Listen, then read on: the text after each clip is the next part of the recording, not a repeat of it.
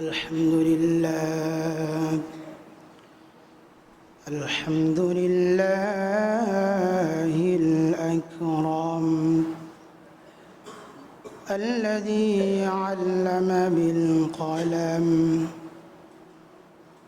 ونشهد أن لا إله إلا الله وحده لا شريك له ونشهد أن سيدنا ومولانا محمدًا عبده ورسوله الذي أرسله الله تعالى بالحق بشيرا ونذيرا وداعيا إلى الله بإذنه وسراجا وقمرا منيرا أما بعد فقد قال الله تعالى في كلامه المجيد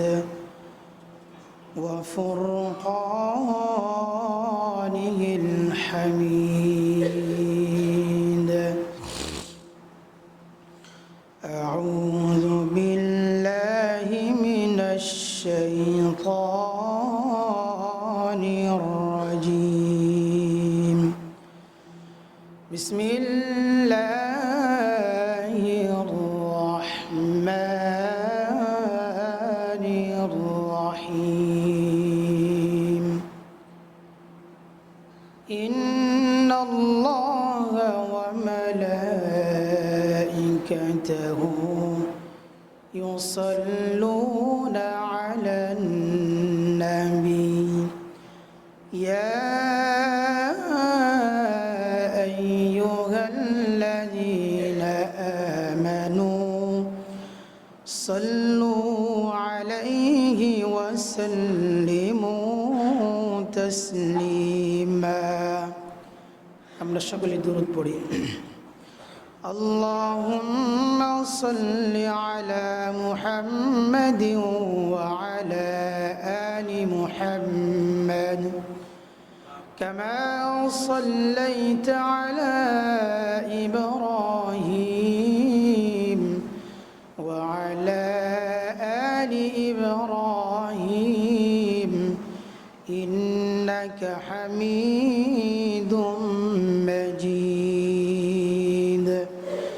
اللهم بارك على محمد وعلى آل محمد كما باركت على إبراهيم وعلى آل إبراهيم إنك حميد مجيد ويسر لي أمري واحلل عقدة من لساني يفقه قولي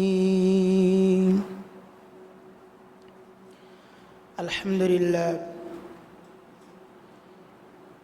পবিত্র মাহে রমজান মাসের প্রথম জুমায় জুমার সালাতের জন্য দুনিয়ার বিভিন্ন কাজ কর্ম থেকে নির্বাচন করে ছাঁটাই করে বাছাই করে মোহাব্বত করে অনুগ্রহ করে যে রব যে মালিক আমাকে আপনাকে তার পবিত্র ঘরে যথাসময়ে উপস্থিত হওয়ার তৌফিক দান করলেন এই জন্য আমরা প্রত্যেকে আমাদের অন্তরস্থল থেকে ভালোবাসা নিয়ে মোহাব্বত নিয়ে জবান খুলে একবার কালিমাতুশ শুকর আদায় করি সকলে পড়ি আলহামদুলিল্লাহ আবারও পড়ি আলহামদুলিল্লাহ একই সাথে বিশ্ব মানবতার মুক্তির দিশারি উম্মতের কান্ডারি রহমতের ভান্ডারি আহমদ মুস্তফা মুহাম্মদ মুস্তফা সকলে বলি সাল্লাল্লাহু আলাইহি ওয়াসাল্লাম পবিত্র মাহে রমজান মাস চলমান রয়েছে। আশা করি আমরা প্রত্যেকেই সিয়াম পালন করছি, সিয়াম অবস্থায় রয়েছি। আল্লাহ তাআলা আমাদের সিয়াম, সাহরি, ইফতার সবগুলোকে কবুল করুক। সকলে বলি আল্লাহুম্মা আমিন। নফল ইবাদত, নফল নামাজ, কোরআন কারিমের তেলাওয়াত, জিকির, আজকার, দান, সদকা, আমরা যেভাবে যতটুকু নেক আমল করছি, আল্লাহ তাআলা আমাদের সকলে নেক আমলগুলোকে কবুল করুক। সকলে বলে আমিন।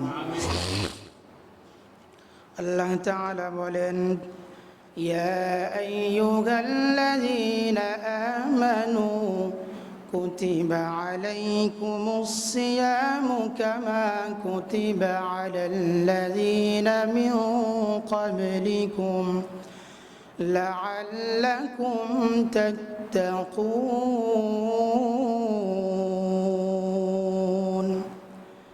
আল্লাহ তাআলা বলেন, হে ঈমানদারগণ, হে মুমিনগণ, তোমাদের উপরে রোজা সিয়াম ফরজ করা হয়েছে যেমনভাবে তোমাদের পূর্ববর্তীদের উপরে সিয়াম ফরজ করা হয়েছিল।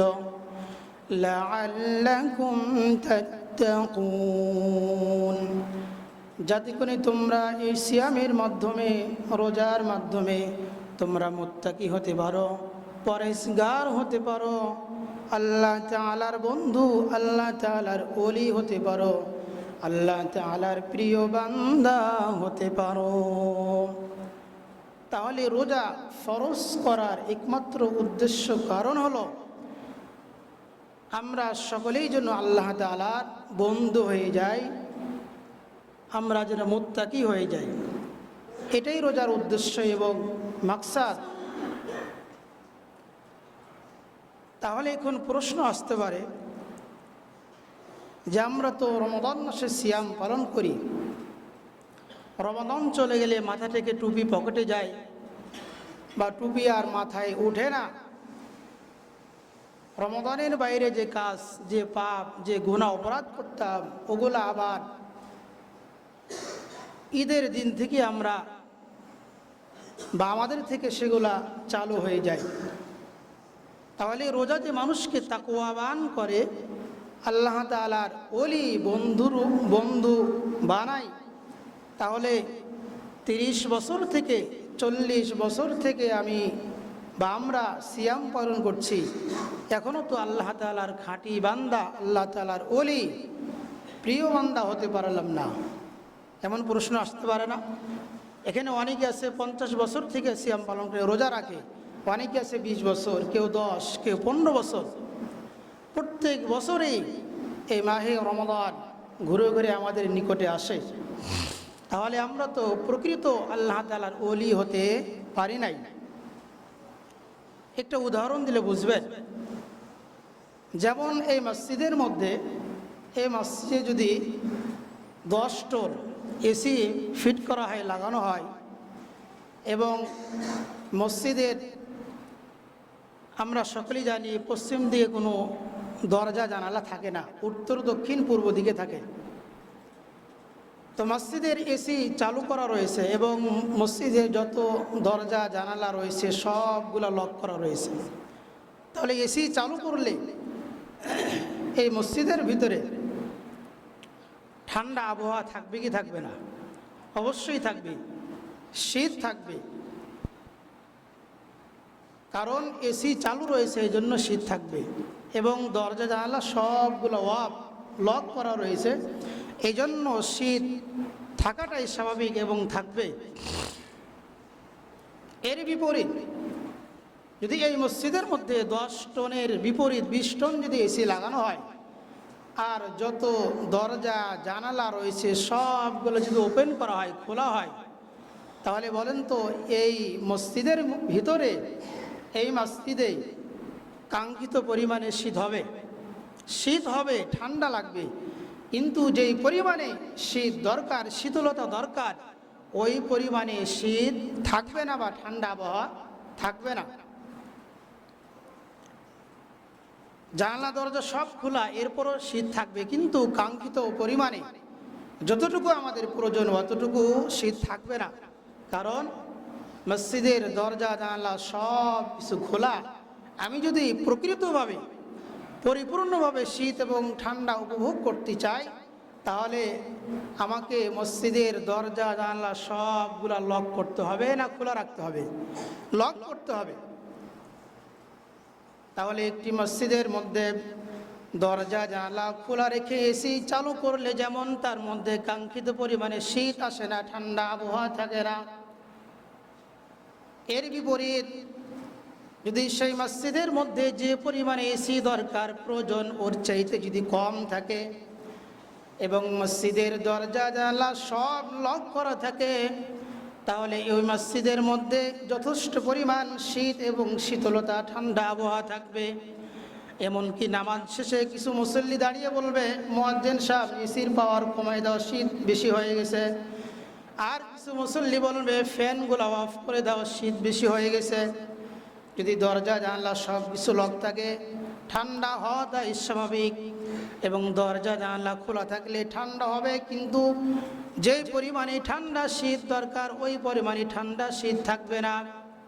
মুহতারাম হাজিরিন, রমাদান মাসে মানুষের মধ্যে তাকওয়ার মেশিন চালু থাকে।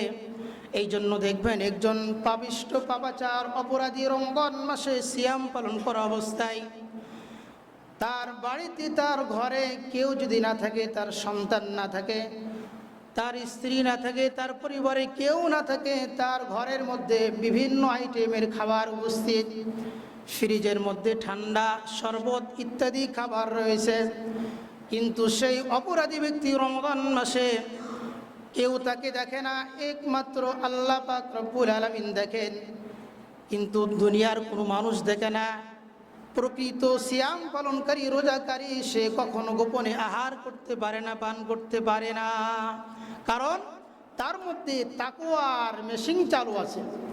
সে বিভিন্ন অপরাধ থেকে বাঁচতে না পারলেও রমাদান মাসে যে একটা তাকওয়ার মেশিন চালু থাকে তার একটা উদাহরণ দিচ্ছি।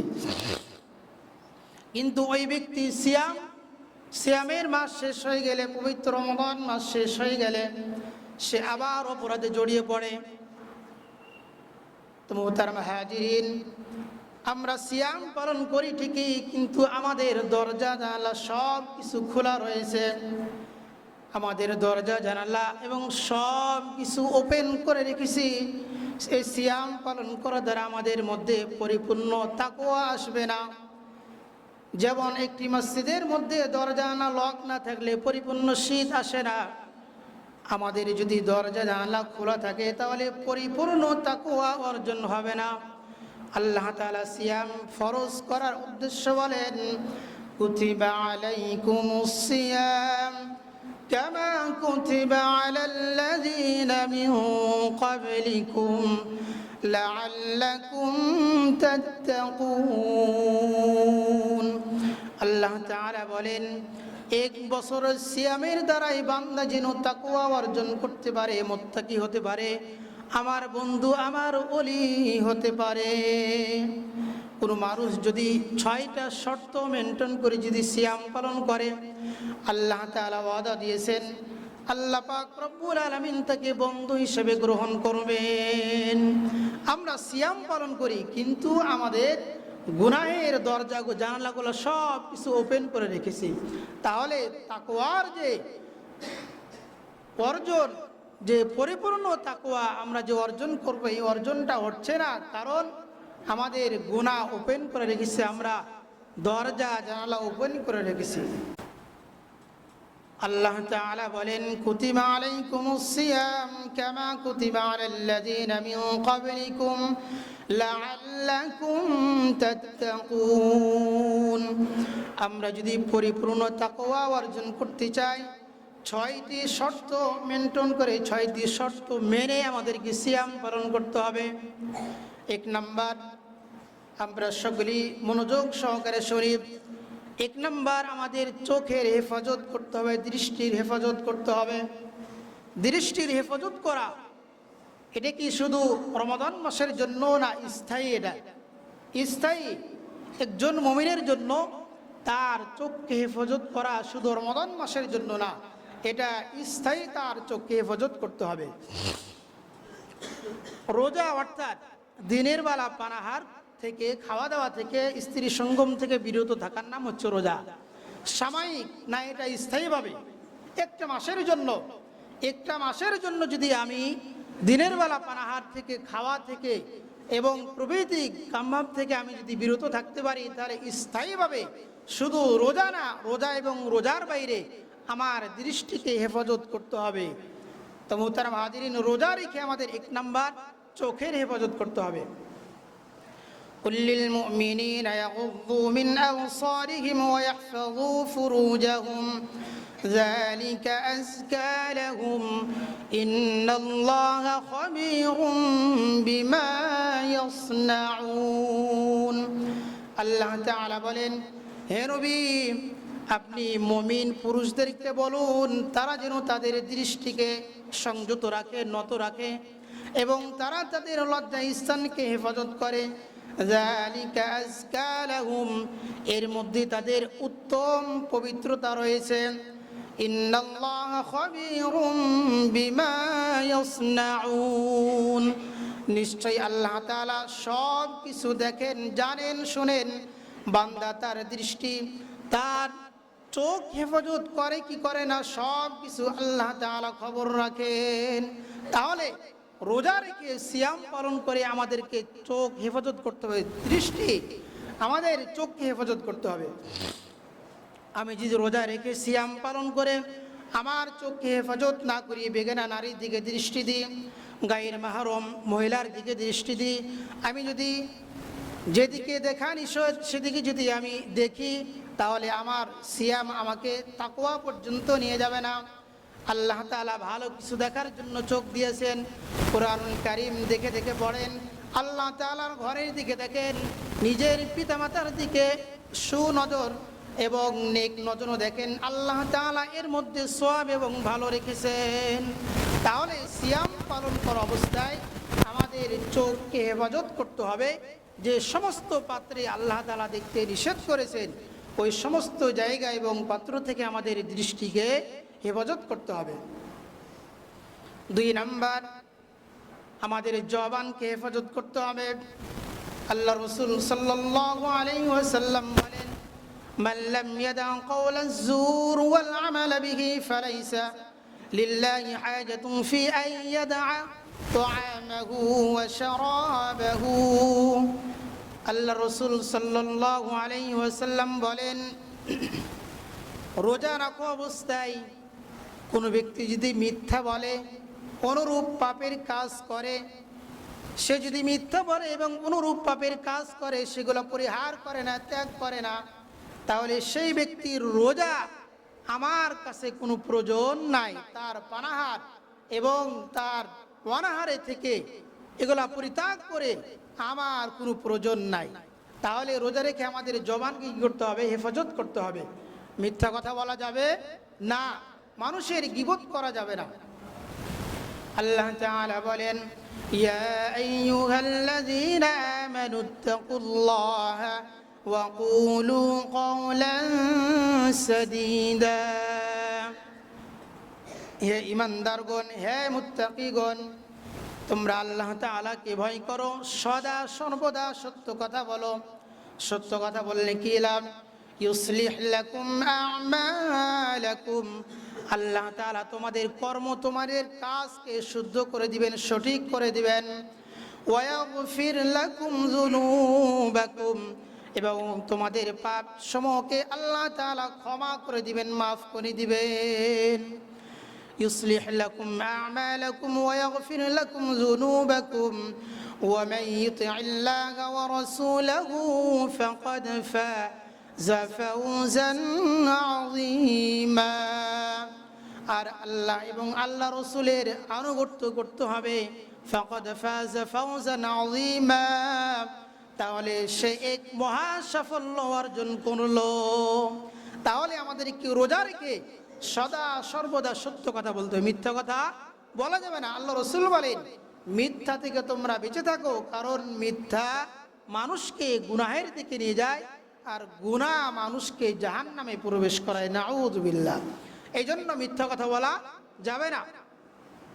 আল্লাহ রসুল সাল্লাল্লাহু আলাইহি সাল্লামের জামানায় তিনার যুগে দুইজন মহিলা রোজা রেখেছে এবং সাহাবী আল্লাহ রসুলের নিকটে আরজ করলো। সেই মহিলার পক্ষে আল্লাহ রসুলের নিকটে বলল, দুইজন মহিলা রোজা রেখেছে, এমন তাদের অবস্থা যে তারা মরণ সম্পন্ন এবং মরণ পর্যায়ে চলে গেছে, আপনি তাদেরকে অনুমতি দিন পানাহার করার, পান করার। আল্লাহ রসুল সাল্লাল্লাহু আলাইহি ওয়াসাল্লাম সাহাবায়ে কেরামকে বললেন, যাও তাদের নিকটে একটি পাত্র নিয়ে যাও, তাদেরকে বমি করতে বলো। সাহাবায়ে কেরাম ভাবলেন, তিনি তো মরণের পর্যায়ে চলে গেছে, তিনি কিভাবে আবার বমি করবেন। তা আল্লাহ রসুল বললেন, যাও যাও তার নিকটে যাও, তাদেরকে বমি করতে বলো। যখন বমি করতে বললেন, দুইজন দুই পাত্রে বমি করলেন, বমির সাথে রক্ত এবং গোশতের টুকরা বের হয়ে আসলো। নাউযুবিল্লাহ। মহিলা দুজন বলল, আমরা তো সাহারির সময় কোনো গোশত খাই নাই, আমাদের গোশত কিভাবে আসলো? আল্লাহর নিকটে হাজির করা হলো। আল্লাহ রসুল বললেন, তাদের এই অবস্থা এই জন্য হয়েছে, তারা রোজা রেখে মানুষের গীবত করত, মিথ্যা কথা বলতো। আল্লাহ তাআলা বলেন, আইয়ুহিব্বু আহাদুকুম আন ইয়াকুলা লাহমা আখিহি মাইতান ফাকারিহতুমু। মিথ্যা কথা বলা, গীবত করা এবং মানুষের গীবত করা, তহমত দেওয়া, নিজের ভাইয়ের মরা ভাইয়ের গোশত পান করার সমতুল্য। তাহলে এখন বলতে পারে যে ব্যক্তি, আমি মিথ্যা বললাম, আমি যদি বমি করি তাহলে আমার কি রক্ত গোশত বের হবে? বের হবে না, কারণ সেটা আল্লাহ রসুলের মুজিজা ছিল। আল্লাহ রসুলের সামনে সেটা প্রমাণ হয়েছে যে মিথ্যা কথা বললে এটা নিজের আপন ভাইয়ের, মৃত্যু ভাইয়ের গোশত খাওয়ার সমতুল্য। নাউযুবিল্লাহ। এই জন্য রোজা রেখে আমাদের জবানকে কি করতে হবে? কন্ট্রোল করতে হবে, হেফাজত করতে হবে এবং কানকে হেফাজত করতে হবে। মিথ্যা কথা শোনা যাবে না, গান শোনা যাবে না, গীবত শোনা যাবে না। 1 নাম্বার চোখ, 2 নাম্বার জবান মুখ, 3 নাম্বার কান, এই 3টা জিনিস কন্ট্রোল করতে হবে। 4 নাম্বার আমার দেহের অঙ্গ প্রত্যঙ্গকে কন্ট্রোল করতে হবে গুনাহ থেকে। 5 নাম্বার, আমি সাহারি এবং ইফতার যত ধরনের আইটেম করি না কেন, আমার সাহারিতে যদি 20 ধরনের আইটেম হয়, আমার ইফতারে যদি 30 ধরনের আইটেম হয়, কোনো নিষেধ নাই। তবে একজন বান্দা যদি সে সাহারিতে পান্তা ভাত খেয়ে এবং ইফতার করে 1 গিলাস পানি পান করে, তাহলে তার হালাল রুজি, অর্থাৎ তার ইফতার এবং সাহারিটা হালাল হতে হবে, তাহলে তার রোজা, তার সিয়াম তাকে তাকওয়া পর্যন্ত নিয়ে যাবে। আল্লাহ তাআলা বলেন, ইয়া আইয়ুহাল্লাযীনা আমানু কুলু মিন তাইয়্যিবাতি মা রাযাকনাকুম ওয়াশকুরু লিল্লাহি ইন কুনতুম ইয়্যাহু তা'বুদুন। হে ঈমানদারগণ, কুলু মিন তাইয়্যিবাতি মা রাযাকনাকুম, আমি তোমাদেরকে যে উত্তম রিজিক দিয়েছি সেখান থেকে তোমরা পান করো, খাও, আহার করো। ওয়াশকুরু লিল্লাহ, এবং আমার কৃতজ্ঞতা প্রকাশ করো। ইন কুনতুম ইয়্যাহু তা'বুদুন, যদি তোমরা আমার ইবাদত করো। অর্থাৎ আমাদেরকে সিয়াম, এটা একটা তো ইবাদত। সিয়াম ইবাদত না? রোজা একটা ইবাদত, নামাজ একটা ইবাদত। আমাদেরকে যদি আল্লাহ তাআলার হুকুম পালন করতে হয়, তাহলে তার উত্তম, তার হালাল রিজিক থেকে আমাদেরকে আহার করতে হবে। তাহলেই আমার রোজা আমাকে তাকওয়া পর্যন্ত নিয়ে যাবে। তাহলে আমাদের সাহারি ইফতার কি হতে হবে? হালাল রুজি হতে হবে, হালাল খাবার হতে হবে। 1 নাম্বার চোখ কন্ট্রোল করতে হবে, 2 নাম্বার জবান, 3 নাম্বার কান, 4 নাম্বার দেহ, 5 নাম্বার হালাল রুজি দ্বারা ইফতার সাহারি করতে হবে। 6 নাম্বার, আমি ফজরের পর থেকে নিয়ে ইফতারের আগ পর্যন্ত চোখ, কান, মুখ, দেহ এবং 5টি অঙ্গ প্রত্যঙ্গ সব কিছু আমি কন্ট্রোল করেছি। আমার ভিতরে যেন কোনো অহংকার না আসে যে আমার রোজা কবুল হয়ে গেছে।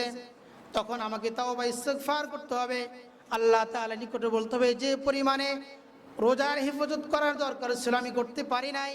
ইফতার সামনে নিয়ে আল্লাহ তাআলা নিকটে কান্নাকাটি করতে হবে, আহাজারি করতে হবে যে সমস্ত বান্দাদের রোজা তুমি কবুল করবে। এখন ওই বান্দাদের মধ্যে আমাকে তুমি শামিল করে নিও।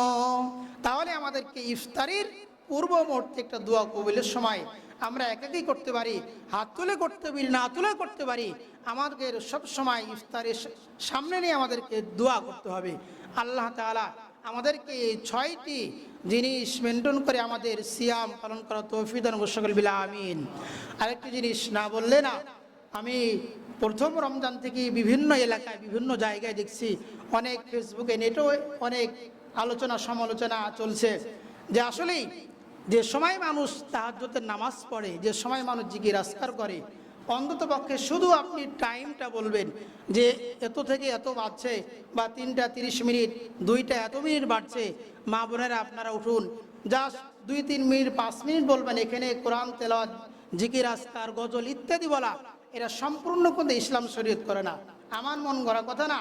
ইসলামী যুগে, প্রথম যুগে, আল্লাহ রসুলের যুগে তাহাজ্জুদে সেহরির জন্য আজান দেওয়া হতো। এমনকি আজান দেওয়া হয়? আজান দেওয়া হয় না, বেলাল রাদিয়াল্লাহু আনহু আজান দিতেন। আবার পরবর্তী আজান পর্যন্ত সাহারি খাওয়ার অনুমতি ছিল। এই জন্য মুহতারাম হাজিরিন, যদি বলা প্রয়োজন হয় অল্প সময়, আমার এর দ্বারা যেন অন্য মানুষের ইবাদতের ঘাটতি না হয়, আমরা খেয়াল রাখবো। এই জন্য আল্লাহ তাআলা আমাদের সকলকে বুঝার এবং আমল করা তৌফিক দান করুন সকল বিল আমিন।